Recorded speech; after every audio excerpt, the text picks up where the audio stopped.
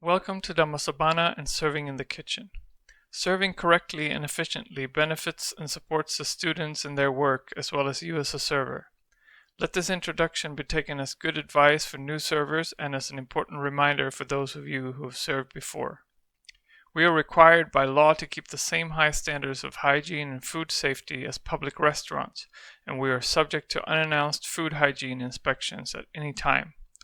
We will in this video go through the most important things for you to keep in mind while working in the kitchen. These things are personal hygiene, food hygiene and safety, and food temperatures.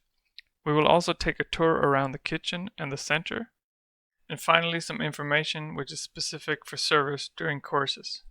Today you will see the first part of this video, and tomorrow you will see the second part. On day 3, there will also be a short video with repetition of the most important rules and routines. Don't worry if this feels like a lot of information.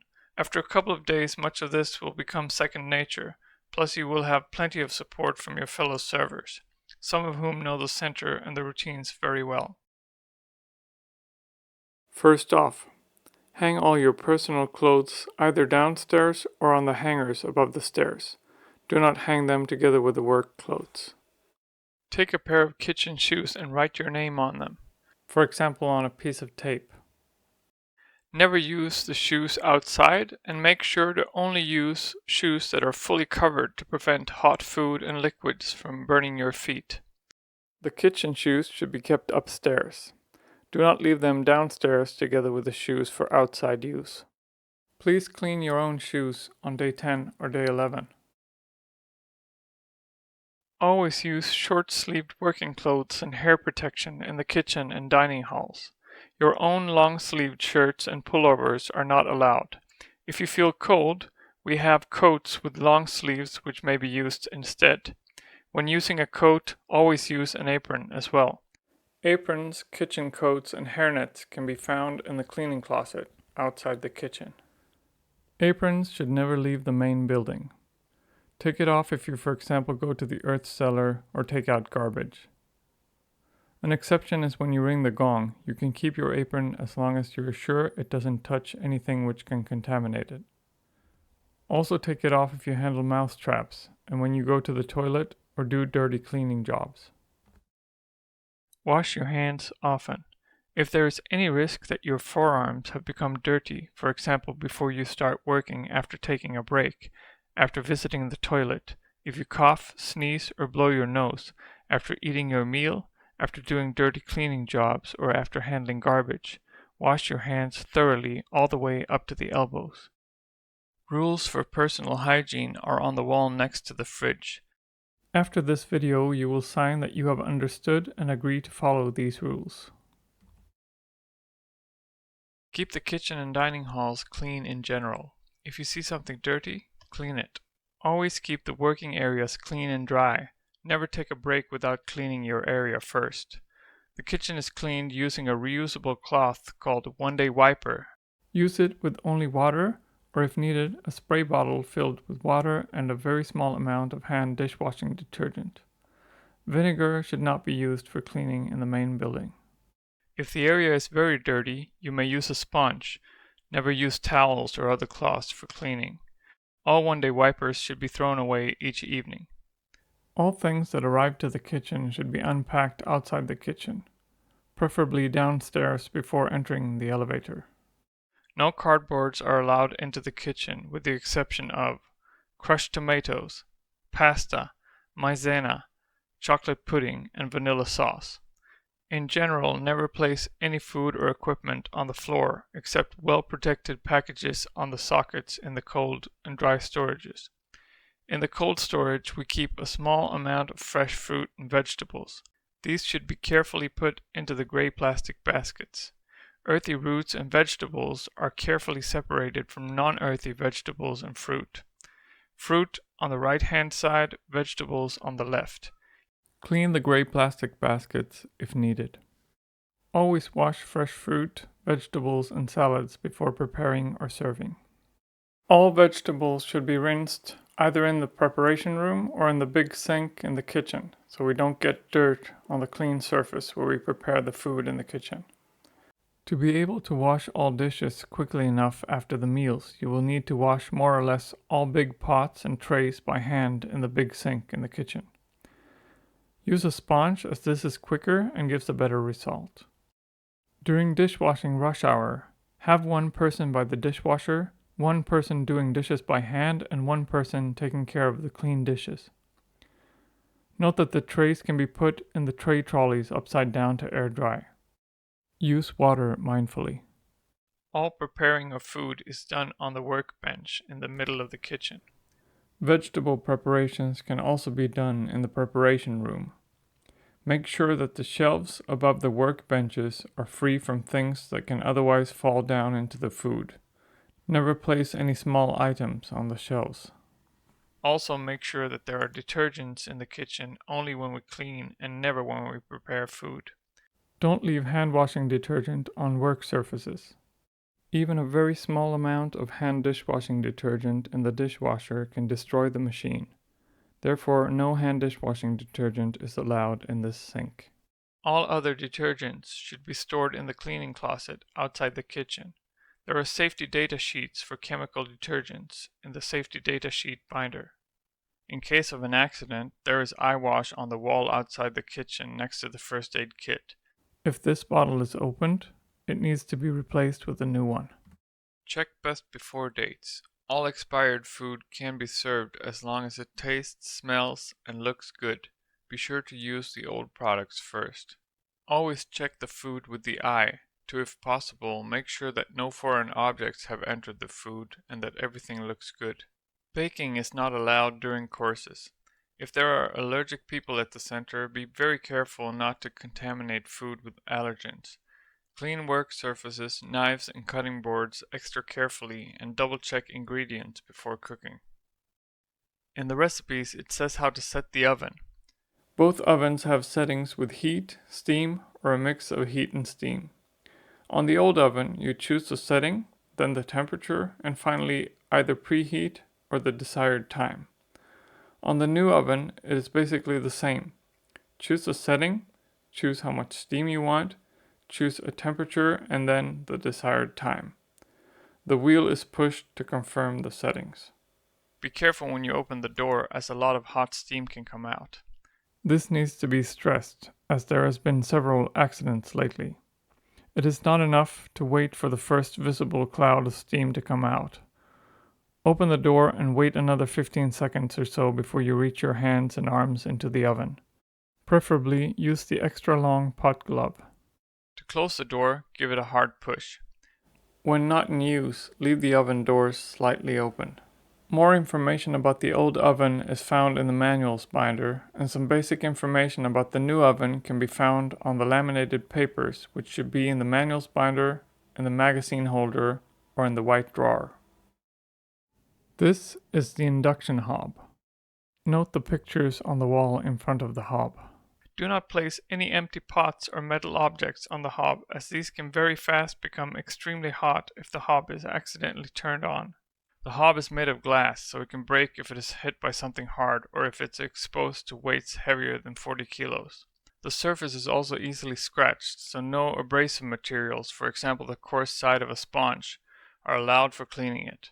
The surface will also be damaged if it comes in contact with foods with a high concentration of sugar, with plastics, synthetic materials, or aluminum foil while hot. If you spill any of these, for example when making the fruit stew, immediately turn off the hob, use a scraper which hangs from the side of the hob, and then wipe it with a wet cloth or paper before continuing.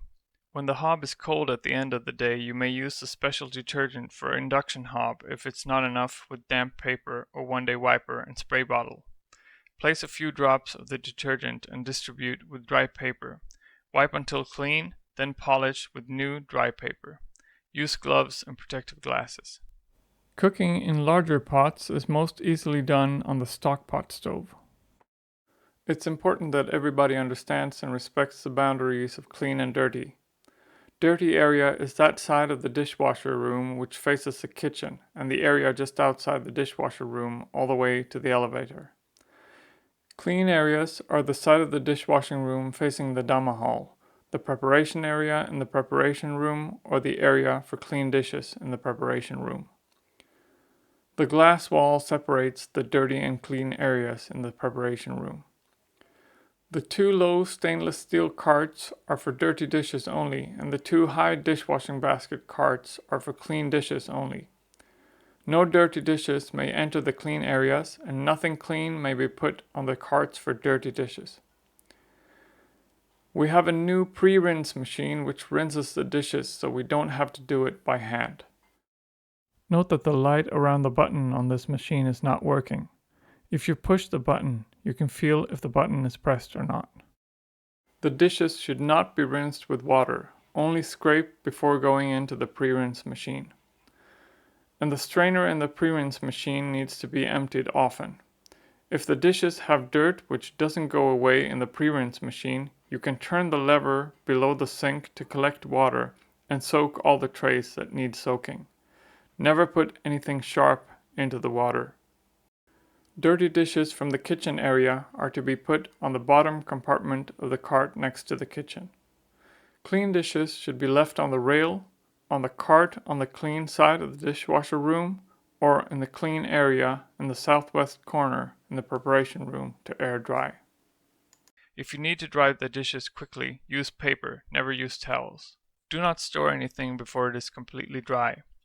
Very important. Wash your hands every time you change from handling dirty dishes to handling clean dishes. This should be done even if you use gloves. The baskets with pins are for plates, the baskets with big holes are for cups, and the baskets with small holes are for cutlery only. Cutlery is washed once in the basket with small holes and then once again standing up, this time in a basket with big holes. The small bowls has to be securely standing up between pins in the pre-rinse machine, otherwise they smash into each other and break. To wash trays in the machine, use a specially modified gray basket. Knives and parts for the food processor should never be washed in the machine. When you clean the machines at the end of the day, use the yellow water hose and a dishwashing brush to clean the inside of the machines, but be careful not to spray water on the outside of the machines, as this might damage electrical parts. You might need to empty the water of the pre-rinse machine and clean it with a water hose during the day if the water gets very dirty. Note the description of how to turn on and off the machines on the wall above the rail. The kitchen floor is to be rinsed and scraped every day. First pour water onto the floor, then a very small amount of green soap, which is not the same as hand washing detergent. Then brush it, then rinse all the soap away with water, and finally scrape all the water into the floor drains. Don't forget the dishwashing room. Also clean the floor in the preparation room, but don't clean the floor by the area for clean dishes with the water hose. It's enough to mop this area when needed. A good time to clean the floor is just before 1 p.m. before you go for rest. All cleaning materials should be cleaned after each use. Food waste is to be put in the green container with a green plastic bag.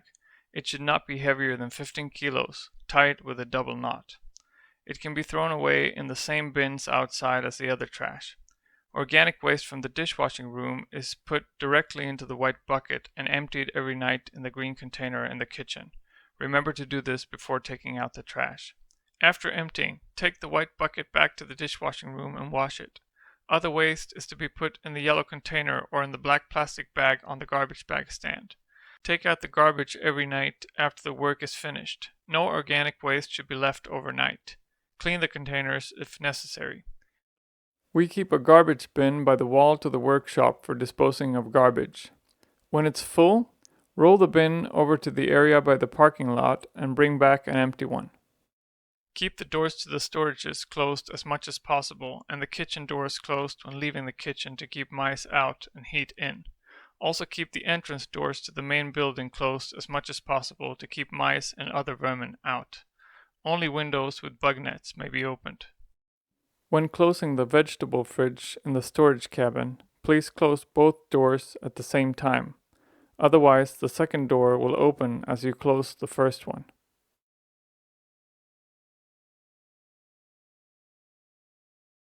Bacteria in the food can make us sick. Bacteria grow very rapidly in room temperature. Bacteria do not grow at all above 60 degrees Celsius. Bacteria grow slowly at 8 degrees and even slower at 4 degrees. Any temperature between 8 and 60 degrees is considered room temperature and unsafe. To repeat, room temperature is any temperature between 8 and 60 degrees. It is very important that we keep the food in this temperature span as little as possible. Therefore, we cool or freeze our leftovers as soon as we can using the blast chiller. You will find instructions on how to operate it on the blast chiller's door. Study these instructions carefully. The food must be put in the blast chiller after maximum 2 hours in room temperature. If these 2 hours are exceeded, the food should be thrown away. Once in the blast chiller, it must reach 8 degrees within maximum 4 hours. This will generally not be a problem, but if it fails to reach 8 degrees within this time, the food has to be thrown away. Clean the probe in the sink with some soap before putting it into the food and clean it again after taking the food out. Also clean the blast chiller after each use. Don't forget the cable. Please handle the probe cable with care as it is very expensive and easily damaged. The person who started the blast chiller is responsible for turning it off and putting the food in the fridge. The trays are good for storing food in the fridge as they can be piled. Put on a lid and always mark it with content and course day or date. Also write reheated once in case it has been reheated. The food is stored in the fridge at 4 degrees for a maximum of 5 days or is frozen, and it can be reheated maximum 2 times as long as it smells, tastes, and looks good. Keep warm food warm and cold food cold until it's time to serve it. When serving cold items, do so on cooling pads and leave refrigerated items out in room temperature for as short amount of time as possible. When reheating leftovers, the key to safety is temperature.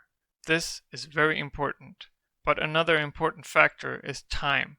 For the food to be disinfected from potentially dangerous bacteria, it needs to reach 70 degrees for at least 2 minutes. This is our minimum threshold. Feel free to heat it further and longer.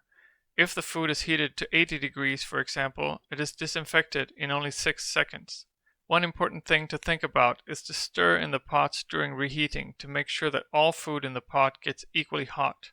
When you measure the temperature of food from the oven, it is important to measure the core temperature and not just the surface temperature. The oven has an inbuilt probe which can be used. Disinfect it, put it deep into the food, push the probe button, set the temperature you want, and when you hear the end signal of the oven, the temperature is reached. Every time you cook or reheat food, you should sign the form A1 Check Up Temperature Hot Food on the wall in front of the stove. With your signature, you guarantee that the food has reached 70 degrees or more for 2 minutes or more. It's okay to sign the form without using the thermometer if you are 100% sure that the minimum of 70 degrees for 2 minutes has been reached. This is often the case the first time we cook the food, as it might have been boiling for a long time, or it has been in the oven at 200 degrees for 35 minutes. Note though that bubbles can come up in the pan long before all the food has reached 70 degrees when reheating leftovers. The thermobox is used to keep the food safe. That means above 60 degrees. Turn it on 15 minutes before using it. Make it a routine to always send down 1 tray of each dish estimated to be enough for the first shift and put it in the serving counter. And another tray estimated to be enough for the second shift and put it in the thermobox. Always remove the food from the first shift and serve the warm food from the thermobox for the second shift. It's very important that there is enough food left in the containers at all times. The students should feel that there is abundance of food, otherwise they might take less than they want. Clean the thermobox every day and leave the door slightly open when not in use. If you don't remember all the details, the rules for saving and reheating food are on the wall next to the fridge. The vegetable cutter is found in the new preparation room. There is a description on the side of the water heater next to the machine. It is important that all parts are placed correctly. Ask someone if you are unsure how it works. For example, the dicer grid has to be inserted with the sharp side up, otherwise the machine will be damaged. When cleaning this machine, you can, after disconnecting the cable, pull it to the edge of the sink and rinse the inside and the feeder pipe with the water shower. Make sure no water is sprayed on buttons or ventilation grids. Don't put it into the sink and don't lay it down for cleaning. All other parts are wiped with a cloth. Inspect that all pieces are intact before using it. The food processor is found on the workbench between the preparation room fridge and the elevator. Make sure that the knife is all the way down before operating this machine. There is a groove on this pin which corresponds to a groove inside the knife. It can be a bit tricky to find and has to be mounted after the container is placed on the machine. The handle of the machine has to be towards you.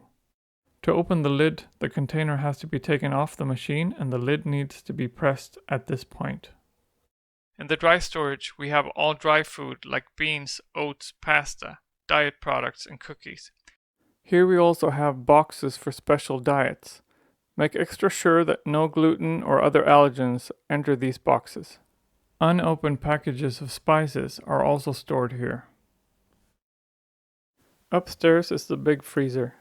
This is where we store leftovers and frozen food for cooking.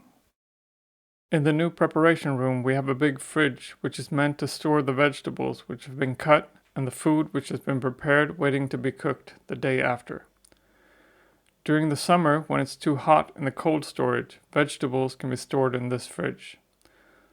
Store the cut vegetables on the upper shelves and the uncut and unrinsed vegetables on the lower shelves.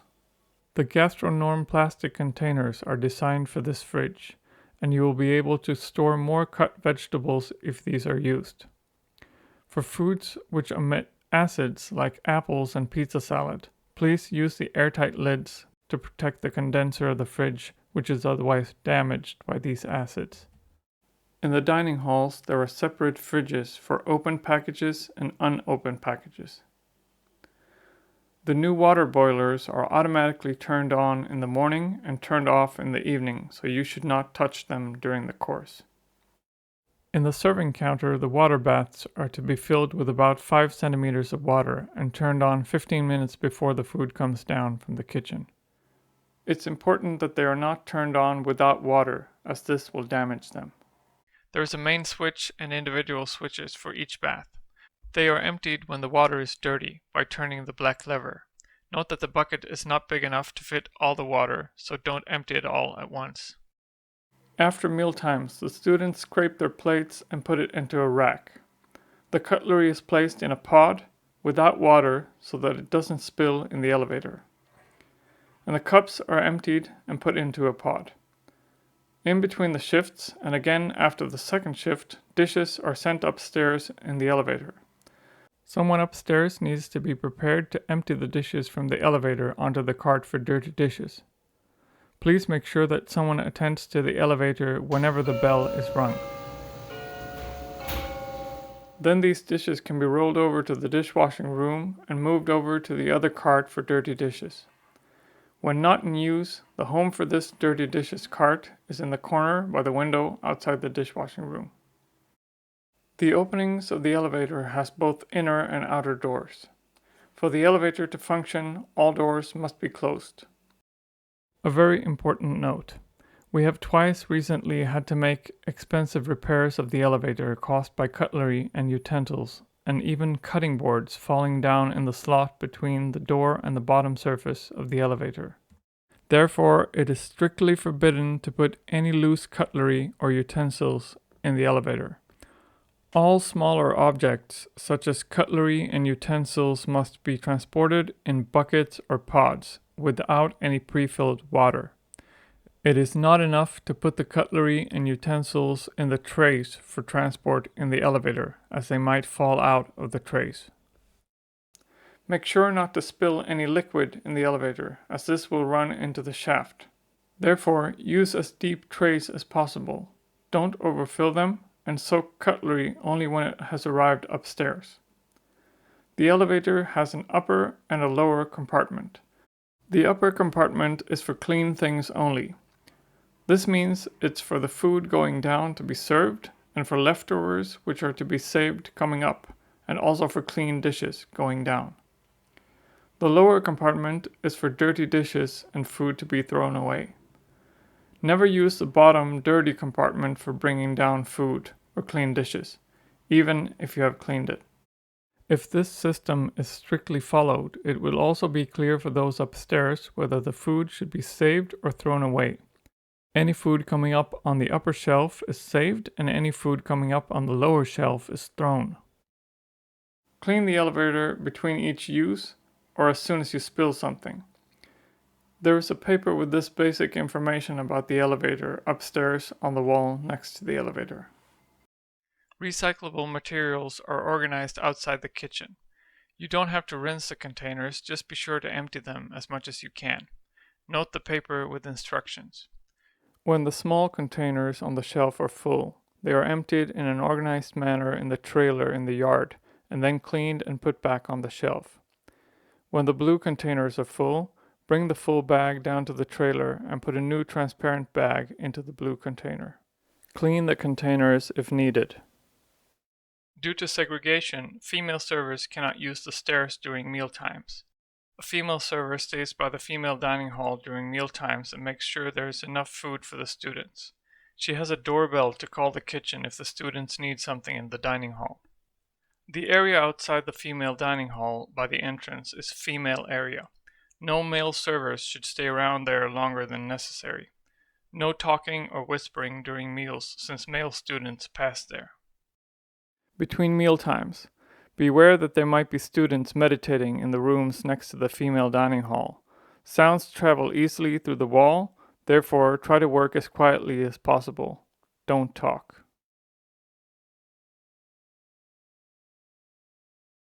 The kitchen work is divided into a number of main areas of responsibility. To be responsible for a task means to make sure that it gets done and that it gets done in a correct way. This does not mean, however, that you have to do all your tasks by yourself. It is very important that you ask other servers to help you when needed, and that you provide help for others if you have time. If you, for example, are done with setting up the dining hall, make it a habit to go back to the kitchen and ask the other servers if they need any help. It's good to try to keep the same area of responsibility for the duration of the course, if possible. This way everyone will be competent in their own area and we will work more efficiently. Chef 1 and Chef 2 should be the same sex if possible. Carefully read the instructions for your area of responsibility, and please go back to the instructions if you're not sure what you should be doing. The instructions can be found in the white drawer in the kitchen. If you're responsible for special diets, make sure to keep the dishes as simple as possible to reduce the workload. This can, for example, mean that you make a large amount of the same dish for several students, removing all ingredients they are allergic to, and that you serve the leftovers from this dish several days in a row. A daily kitchen service meeting is held in which the upcoming work is discussed and any problems can be sorted out. A good time for the meeting is after the meditation at 3:30 p.m. 5 minutes before the meal times for students end, the servers ring a small bell to let the students know it's time to leave. The servers eat their meals in the service dining hall. Male and female servers eat segregated at different tables. The server in the female dining hall eats downstairs outside the dining hall. Contact with people outside the center is to be avoided to maintain a serious atmosphere during the course. Please turn in all mobile phones, reading and writing materials, computers, etc. If you need to contact someone during the course, speak with the managers for the assistant teacher's approval. Please stay within the course boundaries for the duration of the course. To serve others selflessly on a course is a good opportunity to express one's gratitude for having been taught Vipassana. At the same time, one learns how to incorporate the technique into daily life by alternating between work and meditation. Serving can be just as challenging and rewarding as sitting a course. As a server, you should follow the 5 ethical precepts that apply to everyone at all meditation centers in this tradition. These are: to abstain from killing any living being, to abstain from stealing, to abstain from all sexual activity, to abstain from wrong speech, and to abstain from all intoxicants. All servers must keep in mind that the students are the most important people on the course. They are the ones doing the most essential work. Even if the contact with the students are the manager's responsibility, all servers must be available to help if a student approaches. However, Servers must not have any contact with students of the opposite sex during the course. The private affairs of the students should never be unnecessarily discussed with others serving in the kitchen or elsewhere. As a server, you should keep your eyes open for what is going on in the course area and immediately report to the assistant teacher in case a student breaks the rules or acts in a disturbing way. The sooner such behavior is discovered, the sooner the assistant teacher can give that student necessary advice and support. When serving, you are to give full attention to the work you are doing. You are asked to meditate 3 hours a day, if possible during the group sittings. In addition, you have a short meditation session with the assistant teacher after 9 p.m. when the students have retired. This may be a good time to discuss any problems with the assistant teacher. Try to maintain the segregation of men and women as much as possible in the kitchen and avoid physical contact with either sex. This supports the meditative atmosphere and is helpful to the students. It is important for you as a server to keep in mind that you represent Dhamma to the students. For that reason, the appearance of the servers must be neat and clean, and you should avoid clothes that attract attention, such as shorts, tights, short skirts, and sleeveless shirts. Use as little jewelry and other accessories as possible, preferably none at all. Try to avoid all unnecessary talking. This applies also when the students are not around. Keep the volume down. Make the course an opportunity to practice noble speech, which of course means abstaining from lying and backbiting, but also avoiding harsh or rude words and gossip. Also, please refrain from humming, whistling, and singing. In case irritation builds up between servers, it is especially important to practice noble speech. Honest and sincere, and at the same time polite and respectful. Noble speech is, no doubt, much more difficult to practice than noble silence. If you like, try practicing complete silence in the kitchen, except for talk that concerns the daily work. If any part of this is unclear, do not hesitate to contact the assistant teacher or talk to a more experienced server. Before we end, a small reminder not to forget signing the form Rules for Personal Hygiene. It can be found in the kitchen manager's binder. Enjoy your service, be kind to yourself and your co-servers, and be happy.